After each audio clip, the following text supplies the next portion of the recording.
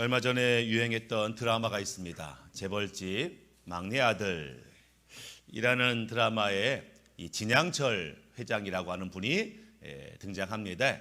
그 배우의 이름은 이제 이성민이라고 하는 배우죠. 유명한 배우죠. 국민 배우 같이 인기가 많은 배우인데 그가 오늘날 자기가 있었던 그 결정적 이유를 따진다면 자기 아내 때문에 오늘 내가 있다 이렇게 말해요. 그는 경북 봉화 시골 출신이에요. 그곳에서 연극을 좀 한다고 배우고 싶다고 활동하다가 어떤 연출가가 그러지 말고 대구로 와라. 대구 오면 내가 먹여주고 용돈 주고 할 테니까 와라. 그 말을 듣고 이제 대구에 가서 연극 생활을 시작합니다. 연극 생활하다가 지금의 아내를 만나게 됐습니다. 그리고 결혼하게 됐는데 뭐 옛날에는 지금이나 이 연극하는 사람들 좀 가난하죠. 어렵습니다. 제대로 월급을 받는 것도 아니고. 그래서 결혼할 때 웨딩 사진을 찍을 수가 없어서 너무 가난해서 그렇게 이제 결혼을 시작했다고 합니다. 그러다가 그의 나이가 35살쯤 됐을 때에 정말 내가 이 연극에 소질이 있을까 이런 생각을 한번 품게 되고 내가 서울에 한번 진출해 봐야 되겠다. 서울대학로에서 한 3년 동안 활동해 보고 그래도 소망이 없으면 이거 끊겠다. 연극을 그만두겠다. 이런 마음으로 아내랑 상의했더니 아내가 그러면 한번 뜻을 한번 펼쳐보시라. 서울에 이제 혼자 오게 됩니다. 그러니까 대구에 남은 아내가 자기 아이를 키우면서 매주 10만 원의 용돈을 남편한테 보냈어요. 쉽지 않죠. 아니 당신이 남편이면 아니 애 아빠면 가정의 가장이면 책임을 져야지 당신 좋아하는 것만 하고 다니는 게 뭐냐 이렇게 말할 듯도 한데 그러지 않았다는 거예요. 그러지 않은 이유는 첫 번째 내가 사랑하는 남편이 이렇게 좋아하는데 내가 밀어줘야지 이런 마음이 있었고 두 번째 내가 봐도 내 남편은 언젠가 뜰 것 같아. 배우로서 대성할 것 같아 라고 하는 믿음 이것 때문에 끝까지 그를 지켜왔다. 그리고 지금 아주 유명한 배우가 됐고 아내 덕분이다 이렇게 말하는 것을 보게 됩니다. 그 얘기를 들으면서 또 다른 분이 떠올랐습니다. 러시아 평신도 선교사님이 떠올랐는데 그분 직장 생활을 했어요. 한국에 직장 생활을 하다가 갑자기 은혜를 받았습니다. 그래서 갑자기 선교사가 되고자 하는 마음이 있었어요. 그래서 그 아내한테 말합니다. 내가 선교사가 되고 싶다. 이러니 말하니까 물론 부인도 신앙이 있었지만 갑자기 집사님인 남편이 선교사가 되겠다니까 당황을 했겠죠. 그러다가 그럽시다. 우리도 하나님이 기뻐하는 일을 해봅시다. 제 인생을 살아봅시다. 이래서 이제 선교사가 됐어요. 평신도 선교사가 됐는데 뭐 선교가 쉽지가 않지요. 시간이 지나면서 자녀 교육에 우리 애들을 어떻게 키울 거지 자녀 교육에 이제 마음에 걸리게 되고 또 하나는 우리가 은퇴하면 노후 걱정이 이제 되기 시작하는 겁니다. 그렇지만 이 선교하면서 한 영혼을 만나고 그를 전도하면서 그가 변화되고 또 그 가운데 하나님이 얼마나 기뻐하는지를 맛보았기 때문에 알기 때문에 분명 현실적인 문제가 있었지만 하나님이 이렇게 기뻐하시는데 우리가 어떻게 선교를 그만두겠느냐라는 마음과 우리가 물론 걱정거리가 없는 것은 아니겠지만 우리 하나님께서 우리 노후라도 자녀라도 책임져 주지 않겠느냐라고 하는 믿음 이것 때문에 지금도 버티고 있는 것을 보게 됩니다. 이 두 이야기에 공통점이 있다고 하는 게 뭐냐면은 아내는 남편을 사랑하고 믿었기 때문에 훌륭한 배우로 만들었어요. 이 선교사 부부는 하나님을 사랑하고 하나님을 신뢰했기 때문에 여전히 선교 사역을 감당하는 것들을 보게 됩니다. 우리 안에 사랑과 믿음이야말로 우리가 어떤 열매를 어떤 결과를 얻게 하는 중요한 자산인 것들을 보게 됩니다. 그 사람의 안에는 그 사람의 삶을 이끌어가는 중심이 있어요. 그 중심을 뭐라고 부르냐? 애정, 사랑이라고 부릅니다. 그러니까 사람 안에는 이 사람의 삶을 이끌어가는 중심이 있는데 그 중심이 바로 사랑입니다.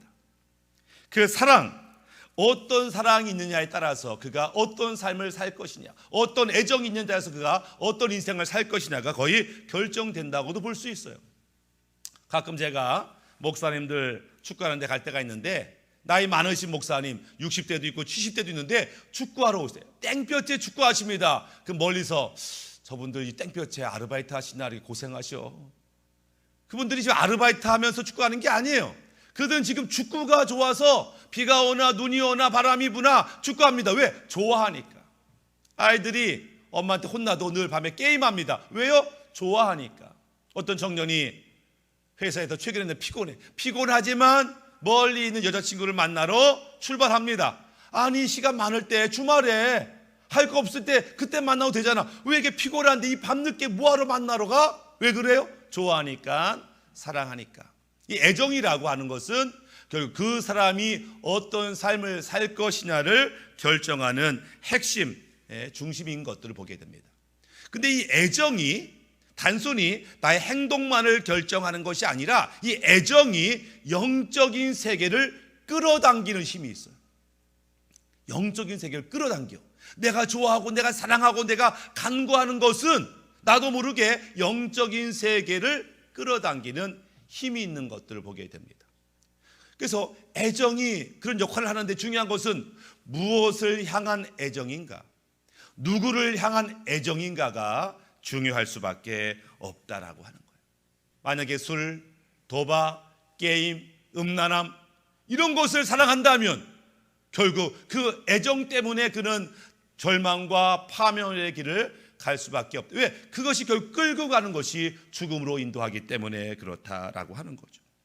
사람이 아무리 열심히 배운다고 하더라도, 사람이 잘못해서 감옥에 간다고 하더라도, 아무리 훈계를 받는다고 할지라도 잘 변하지 않는 것은 그 사람의 중심이 애정이 바뀌지 않으면 사람은 바뀌지 않는 거죠. 그래서 우리가 저 사람 바뀌었어 그러면은 삶의 중심인 애정이 지금까지는 내 욕망, 내 야망, 하고 싶은 거를 따라갔지만 이제 이 내 중심의 애정이 하나님께로, 주님께로, 말씀께로 바뀌면 그의 인생은 바뀔 수밖에 없다. 이 중심이 바뀌지 아니하면 아무리 그럴듯한 인생을 꾸밀지라도 바뀌는 것이 아니다. 어떤 성도들 가운데 하나님의 은사와 능력을 구하는 분들이 있죠. 주님에게 은사를 주세요, 능력을 주세요. 근데 그런 분들 가운데 끝이 좋지 않은 분들을 덜어봅니다. 아니, 하나님의 은사를 구하고 하나님의 능력을 구하는데 왜 끝이 좋지 않을까? 그것은 그 사람들이 하나님을 사랑해서가 아니라 하나님이 주시는 그 은사와 능력만을 사랑하기 때문에, 하나님을 사랑하는 것이 아니라 자기의 야망을 위해서 하나님을 이용하는 모습을 갖고 있기 때문에 그 끝이 좋지 않은 것들을 보게 됩니다. 겉으로 볼 때는 굉장히 열심히 기도하는 것 같아요. 겉으로 볼 때는 굉장히 뜨거운 신앙인 것 같아요. 근데 그 중심에 하나님에 대한 사랑이 아니고, 야, 내 은사 받으면, 내 능력 받으면 폼난 인생을 살 것 같은데 라고 마음을 먹는다면 그는 결국 하나님 기뻐하는 인생을 살 수가 없게 되더라. 하나님의 사랑으로 충만한 사람은 그 특징이 있습니다. 그것은 과거에 그렇게 좋아했던 것들이 시간이 지나면서 점점 시시해지죠. 우리 교회에도 그런 분들이 있습니다. 과거에는 밤에 술 한잔 하지 아니하면 잠자리에 들 수 없는 분들이 있어요. 꼭 친구랑 어울려서 한잔해야 평안하게 잠을 자는 사람. 근데 시간이 지나서 이제 술자리가 부담스러워요. 술 마시는 게 보기도 싫은 사람이 있어요. 과거에는 자기 외모를 꾸미는데 모든 돈을 활용하고 모든 관심이 거기 있었는데 어느덧 외모 꾸미는데 별로 관심이 없어진 사람들이 있습니다. 왜 그래요? 중심이 바뀌면 삶의 태도들이 바뀌게 되고, 더 나아가서 이 중심이 하나님의 사랑으로 충만하게 되면 심지어 고난마저도, 고통마저도 기꺼이 기쁨으로 맞이하는 그런 수준에까지 이르게 되는 것들을 보게 됩니다. 고난, 우리가 많이 듣는 주제이지요. 이 고난, 살면서 고난이 없는 사람이 없어요. 고난이 없는 사람이 없어요. 다 고난이 있어요. 지금 잠깐 좋아도 언제 또 고난이 찾아올지 모릅니다. 우리가 이제 오늘부터 이 고난 주간을 보내게 됩니다. 사실 이미 주님께서는 이미 십자가에 달려 죽으셨다 부활하심으로 말미암아 우리의 구원을 완성하셨습니다. 그렇지만 우리가 그 예수님과 더불어 죽음과 부활을 경험했지만, 그렇지만 우리가 이 세상에 살아있는 동안, 죄악의 삶에 사는 동안 죄악의 영향을 받지 않을 수 없고 유혹을 받지 않을 수 없다. 이 고난 주간을 통해서 우리가 다시 한번 주님의 십자가를 묵상하고 주님의 죽으심을 내가 바라보면서 연합과 또 주님의 부활하심을 통해서 부활함을 통해서 다시 한번 신앙을 정결하게 하는 시간이 필요한 것들을 보게 됩니다. 고난을 가만히 보면 똑같은 고난이 아니에요. 다 고난이 있지만 고난의 형태와 이유가 다 다른 것들을 보게 됩니다. 크게는 한 4가지 고난의 형태가 있어요. 첫 번째 고난은 뭐냐면 부조리한 이 세상에 살고 있기 때문에 당할 수밖에 없는 고난이 있습니다. 요한복음 16장 11절에 심판에 대하여라 함은 이 세상 임금이 심판을 받았습니다. 지금 뭐라고? 이 세상 임금이 마귀라고 예수님이 말씀하고 있어요. 마귀가 그의 추종자들이 이 세상을 다스리고 있다. 너희가 알든 모르든 보든 못 보든 이 세상의 임금은 마귀고 그의 추종자들이 이 세계를 다스리고 있다. 그러니까 마귀의 목적은 우리 주의 백성들을 괴롭히는 거예요. 이 땅의 백성들을 괴롭히는 거예요. 죽게 하는 거예요. 멸망하게 하는 거예요. 지옥 보내는 게 마귀의 관심입니다. 그러니 그들 지배하에 살고 있는 우리들이 고통받는 것이 당연하다라고 하는 거예요.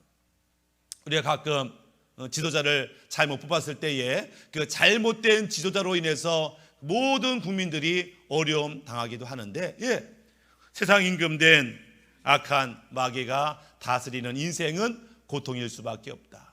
사람은 고통 가운데 태어나서 고통 중에 살다가 고통으로 죽는 거야. 그래서 인생은 고다 이렇게 말하기도 합니다. 과거에 우리 초대 한국교회 역사를 보면은 이 140년 전에 언더우드 선교사가 이 땅에 오셨지요. 열심히 복음 증거하고 열심히 사역했는데 쉽지가 않았습니다. 그래서 그가 일기를 썼어요. 그러니까 언더우드 선교사의 일기, 그중에 이제 기도문이라고 하는 글이 있는데 제가 그 일부를 읽어드리도록 하겠습니다. 주님, 지금은 아무것도 보이지 않습니다. 메마르고 가난한 이곳 조선 땅, 나무 한 그루 시원하게 자라지 못하고 있는 이 땅에 저희들을 옮겨와 심으셨습니다. 그 넓고 넓은 태평양을 어떻게 건너왔는지 그 사실 자체가 기적입니다. 그런데 지금은 아무것도 보이지 않습니다. 보이는 것은 그저 고집스럽게 얼룩진 어둠뿐, 어둠과 가난과 인습에 묶여있는 조선 사람들 뿐입니다. 그들은 왜 묶여있는지도 고통이라는 것도 모르고 있습니다. 고통을 고통인 줄 모르는 자들에게 고통을 벗겨주겠다고 하면 의심부터 하고 화를 냅니다. 이런 구절이 있어요. 조선 사람들이 고통 중에 있는데 이 고통에서 해방돼야지. 그러면 뭔 고통이요? 자기가 고통받는 것도 몰라. 노예로 살고 비참하게 사는데 이것이 인생이 그러려니 당연하다 여기는 사람들이 있다라고 하는 거예요. 왜? 세상이 그러니까. 세상이 원래 부조리하니까, 세상이 원래 그런 세상이니까 이 고통 가운데 있으면서도 불구하고 지옥 가운데 있으면서 불구하고 이것을 벗어날 생각조차 못하는 그런 고통이 있습니다. 두 번째 고통은 나의 잘못, 나의 죄악으로 인한 고통이죠. 인광보라고 내가 죄를 졌고 내가 못된 짓을 했기 때문에 그 결과로서 오늘 어려움을 당하는 그런 고난도 있죠. 어떤 사람이 소리칩니다. 왜 나만 괴롭히냐고, 난 너무 억울하다고, 다 똑같은 죄인인데 왜 나만 괴롭히냐고 이렇게 말하는 사람도 있지만 결국 그도 그가 지은 죄 때문에 오늘 고통을 받는 거예요. 자기 자승자박, 자기의 결과죠. 자기의 삶의 결과. 세 번째 고통은 뭐냐면 자기의 무지함과 어리석음 때문에 당하는 고통이 있어요. 내가 죄악을 저지른 건 아니에요. 내가 못되게 산 것도 아니에요. 근데 나의 무지함, 어리석음, 부주의함, 이것 때문에 어려움을 피하지 못하고 당하는 그런 고통과 고난도 있는 것을 보게 됩니다. 흔히 말하면 착한 사람이 아유 저 인간 너무 착해가지고 속는 거야. 너무 순진해가지고 속아. 그냥 착했을 뿐이에요. 순진했을 뿐이에요. 사기꾼이 득실한 세상에서 착하고 순진한 것은 장점이 아닌 것이죠. 그래서 억울하게 애매하게 고통받는 사람들을 보게 됩니다. 믿지 못한 사람을 믿었기 때문에 고통당하고 말도 안 되는 사상을 믿었기 때문에 고통당하는 사람들을 얼마든지 볼 수 있죠. 네 번째 고통은 믿는 자들이 경험하는 십자가의 고통이 있어요. 십자가의 고통이 뭔가? 굳이 고난 받지 않아도 되지만 하나님의 뜻, 하나님의 영광을 위해서 고난 받는 것이 십자가 고난이죠. 나의 죄 때문이 아니에요. 그래서 얼마든지 이 십자가 고난을 피할 수도 있지만 기쁨으로 이 고난을 감수하는 그런 고난, 십자가의 고난도 우리 가운데 있는 것들을 보게 됩니다. 우리는 아마 이런 것들 중에 어떤 고난을 지금 겪고 있고, 어떤 이들은 이 고난 가운데 승리하고 있는가 하면 어떤 이들은 이 고난 때문에 이 괴로운 인생을 사는 분들도 있죠. 오늘 본문의 말씀 마태복음 10장은 예수님께서 제자들을 둘씩 짝지어서 이제 복음을 증거하라고 세상에 보내는 장면인데, 예수님께서 이들이 당할 고난을 아셨어요. 그렇죠. 사명 가지고 세상에 나갈 때에 이들을 공격하는 자들이 있지요. 그래서 당부의 말을 합니다. 오늘 본문의 말씀이 있죠. 16절에 보라, 내가 너희를 보냄이 양을 이리 가운데로 보냄과 같도다. 그러므로 너희는 뱀같이 지혜롭고 비둘기같이 순결하라. 뱀같이 지혜로워하라, 비둘기같이 순결하라. 그것이 이 땅에서 너희가 고난을 이기는 방법이고 고난을 피할 수 있는 방법이다. 이렇게 말씀하는 것들을 보게 됩니다. 우리가 비록 구원받았고 하나님의 은혜와 보호 가운데 있지만 여전히 어둠이 지배하는 이 땅 가운데 우리가 지혜롭지 못하면, 분별력을 갖지 못하면 우리가 고통 가운데 구할 수밖에 없다. 또한 순결하지 못하면 우리 주변에 어둠이 가득해요. 그럼 나도 모르게 익숙해요. 음란함이 익숙해요. 죄 짓는 게 익숙해요. 남들 다 하니까 나도 모르게 세상의 죄악과 음란함과 어둠이 내게 스며들어요. 그래서 죄를 짓는 것이 쉬워져요.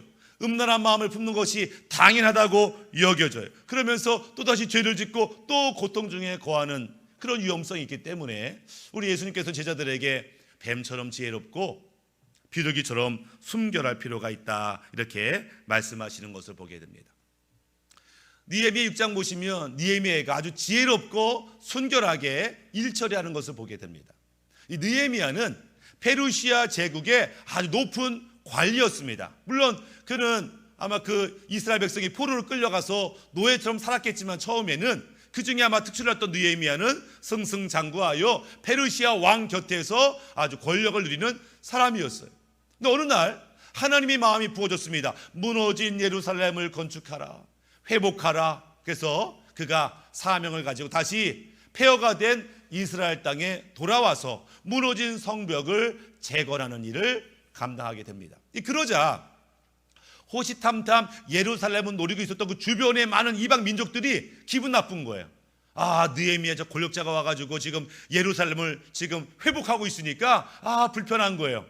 저 어떻게 느헤미야를 어떻게 죽일 수 있을까? 이 공사 어떻게 망하게 할 수 있을까? 그런 고민을 합니다. 그러다가 묘책을 하나 냅니다. 편지를 씁니다. 듣자하니 내가 요즘에 예루살렘 성벽을 건축하고서 네 스스로 왕이 되고자 한다는 반역의 마음을 내가 들었다. 나만 들은 것이 아니고 이미 페르시아 왕도 너의 반역에 대해서 들었다. 네가 이 문제를 해결하고 싶으면 우리 한번 만나자. 이렇게 편지를 써요. 느헤미야 입장은 억울하죠. 아니 반역이라니, 나 지금 허락받고 왔는데 내가 무슨 욕심이 있어? 막 화가 나지만 뭐라고 대답해요? 이것은 너희가 꾸며낸 거짓말이다. 뿐만 아니라 나는 이 중요한 하나님의 일을 하고 있으니 너를 만날 필요도 시간도 없다. 이렇게 말해요. 쉽게 말하면 그들의 괴계를 분별한 거죠. 간파한 거죠. 그리고 내가 지은 죄가 정말 없기 때문에 당당한 거죠. 그리고 그들의 죽음으로 이끄는 그 자리에 나가지 아니하고 열심으로 주어진 사명과 사역에 충성하고 그 결과를 이루는 것들을 보게 됩니다. 사단이 성도들을 시험하는 공격하는 전략 중에 하나는 뭐냐면은 억울하게 만드는 거예요. 오해하게 만드는 거예요. 손해보게 만드는 거예요. 그러면 어떤 성도들이 너무 억울해, 너무 화가 나, 왜 내가 손해보아야 돼? 발끈합니다. 그래서 내가 이걸 바로잡겠다라고 소리치며 나아가는 순간 그는 유혹과 시험에 걸려 넘어져 낭패를 보게 되는 일을 보게 됩니다. 아무리 억울해도, 아무리 손해봐도, 아무리 오해가 생겨도 내 감정대로 하는 것이 아니라 거기서 하나님의 인도가 필요해요. 거기에 분별력이 필요합니다. 거기에 지혜가 필요합니다. 거기에 정결함이 필요합니다. 그래야만 모든 세상의 공격과 유혹을 이길 수 있는 것들을 보게 됩니다.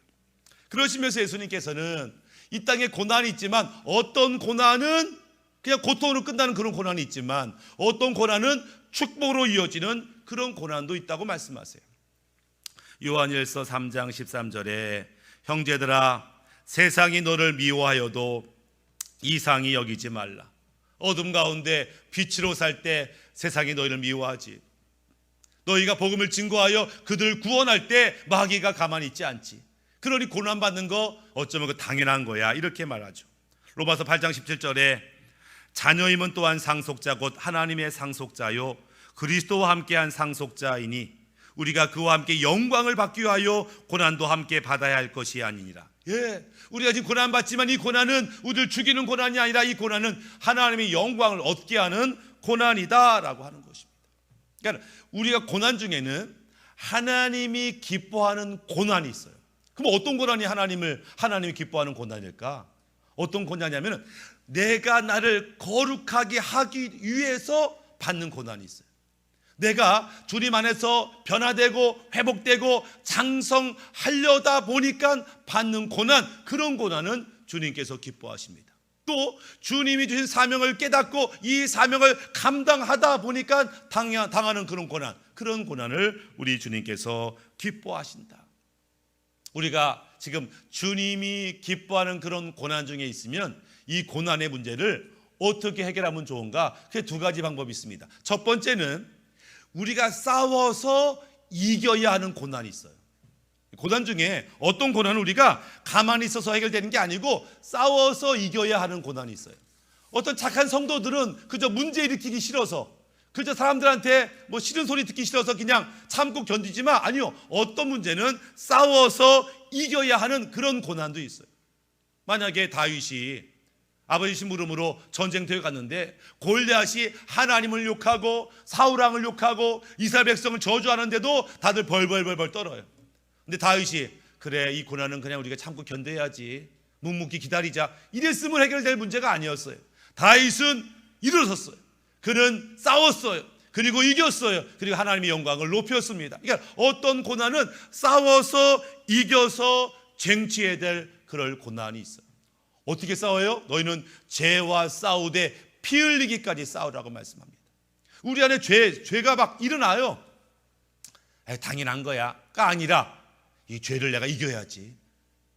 그래서 죄와 싸워요. 다 싸우지요. 근데 대충 싸우다가 내가 어떻게 죄를 이기겠어? 어쩔 수 없네. 하나님 죄송해요 라고 끝내는 것이 아니라 피 흘리기까지 목숨 걸고 죄와 싸워, 마귀와 싸워 이겨야 된다라고 하는 그런 싸움이 있다. 두 번째 고난은 뭐냐면 싸워서 되는 고난이 아니고 견뎌야 할 그럴 고난이 있습니다. 우리가 말씀대로 살고 믿음대로 살고 성령대로 살려고 결심하는 순간부터 우리에게 다가오는 고난, 우리를 손해나게 하고 우리를 억울하게 하는 고난, 그러나 그 가운데 우리가 견뎌야만 하는 그런 고난도 있다. 왜? 우리가 견디는 이유는 우리의 목적이 이 땅에서 인정받고 성공하는 것이 아니라 하나님께 인정받고 하나님 나라를 상속받기 위해서 사는 것이기 때문에 묵묵히 견뎌야 하는 고난이 있어요. 영적인 전쟁을 하고 억울하게 견뎌야 하는 우리의 어려움을 아시고 주님께서는 우리를 위해서 뭐를 세우셨어요? 바로 교회를 세우셨습니다. 교회는 너 혼자 싸우지 말어. 너 혼자가 아니야. 너에게는 교회가 있잖아. 교회와 연합하여 함께 싸우는 거예요. 왜? 교회는 음부의 권세가 어찌할 수 없는 영적 권세와 능력이 있으니까. 교회는 음부의 권세가 이기지 못하는 그런 권세를 갖고 있기 때문에 우리가 연합하여 교회 이름으로 싸울 때에 우리는 승리하게 됩니다. 또한 교회 안에서 고통 중에 있는 성도들이 서로 위로하고 격려하고 사랑하고 할 때에 회복되고 힘을 공급받는 그런 교회의 축복이 있기 때문에, 그 어떤 성도라도 아무리 대단한 성도라도 혼자서 세상과 싸울 수는 없어요. 교회의 도움이 필요하고 교회끼리 연합이 필요한 것들을 보게 됩니다. 남극의 대표적인 펭귄 중에 이 황제 펭귄이라고 하는 펭귄이 있습니다. 우리가 잘 아는 턱시도를 입은 것처럼 멋진 펭귄이죠. 키는 1m에서 1m 30 정도 되고 몸무게는 한 30kg 정도 되는데요. 이 펭귄은 암컷이 알을 낳잖아요. 오랫동안 먹지 못하고 알을 낳아요. 그러니까 이 암컷은 힘이 빠졌어. 그래서 암컷은 알을 낳자마자 물속에 들어갑니다. 바닷속에 들어가서 먹이를 찾아 떠나요. 알을 낳으면 그때부터 이 수컷이 이제 알을 키웁니다. 우리가 보았듯이 그 발등에다가 알을 딱 올려놓고 배로 딱 덮어놓고 이렇게 키우는 거예요. 그렇게 추운 영하 50도의 날씨에 몇 달 동안요, 얘가 그대로 가만히 있어요. 먹는 거는 눈만 먹어요. 수컷이요, 그러니까 쫙 빠지겠지. 그러니까 발을 동동동 구르면서 배로 알을 덮어놓고 그렇게 이렇게 이제 알을 부화하는 것을 보게 됩니다. 그렇게 지극정성으로 알을 부화하는데 부화율이 60%, 40%는 알이 죽어. 왜 죽냐면은 이렇게 알을 갖고 다니다가 이렇게 툭 떨어뜨리면 얼른 주워서 이제 다리에 올려놔야 되잖아요. 주머니가 있는 것도 아니고 손 있는 것도 아니고 얼른 주워야 되는데 떨어진 지 20초가 넘어가면 알이 얼어 죽어요. 그러니까 이게 보통 이게 20초가 넘어가면 얼른 주워야 되는데 이게 쉽지가 않은 거죠. 그러니까 60호의 부화율. 그런데 온도가 영하 50도잖아요. 운동하는 것, 차라리 물속이 따뜻한데 물 밖에서 50도 영하를 이게 견딘다는 거 쉬운 게 아니에요. 먹지도 못하면서. 그래서 생존을 위해서 이 펭귄이 하는 게 뭐냐면 허들링이라는 걸 한대. 허들링이 뭐냐면은 이 황제 펭귄이 엄청 모여 있어요. 그런데 이게 가만히 보면은 이게 움직여, 돌아가. 맨 바깥에 있는 펭귄이 조금씩 안으로 들어가는, 안으로. 그리고 안에 있는 펭귄은 조금씩 뽑아서 밖으로 나와. 그래서 서로의 체온, 배려, 바깥에 있는 애들은 안으로 들어오고 안에 있는 것들은 바깥으로 이렇게 계속 돌아가요. 허들링이라고 하는 걸 통해서 그들이 생존을 보장받고 또 그들이 서로 위로하고 격려하고 힘을 얻는 것들을 보게 됩니다. 그 모습을 볼 때마다 교회가 이렇지. 교회가 그런 거예요. 교회는 사명이 있어요. 그 사명을 우리가 감당하려고 우리가 아둥바둥하죠. 쉽지가 않지요. 그렇지만 혼자는 어렵지만 어려운 세상의 위협과 유혹 속에서 서로 격려하고 의지하고 배려하고 너 힘들지? 너 안에 있어. 너 괜찮아? 밖에 있어. 이렇게 허들링을 함을 통해서 아주 견고하게 주의 사명을 감당하는 것처럼 우리 교회도 그리해야 된다라고 하는 것입니다. 오늘 말씀 마무리하면 사람의 중심은 애정, 사랑입니다. 근데 무엇을 향한, 누구를 향한 애정이냐를 우리가 점검해 봐야 되죠. 하나님의 사랑으로 우리가 충만할 때 그는 능히 죄와 싸워 이기게 됩니다. 그는 유혹도 이기게 됩니다. 어떠한 고난도 기쁨으로 감당할 수 있는 수준에 이르게 되는 것들을 보게 됩니다. 우리가 주님을 위해서 기쁨으로 고난 감당하는 것, 이것이 주님을 기쁘게도 하지만 결국 우리를 영화롭게 하는 하나님의 배려인 것들을 보게 됩니다. 이제 우리가 고난 주간을 시작하는데 이 고난 주간에 다시 한번 때 묻고 죄악에 영향받던 우리 몸을 다시 정결하게 하고 다시 한번 주님과 연합함으로 승리하는 인생을 살게 되기를 주님의 이름 축복합니다. 아멘.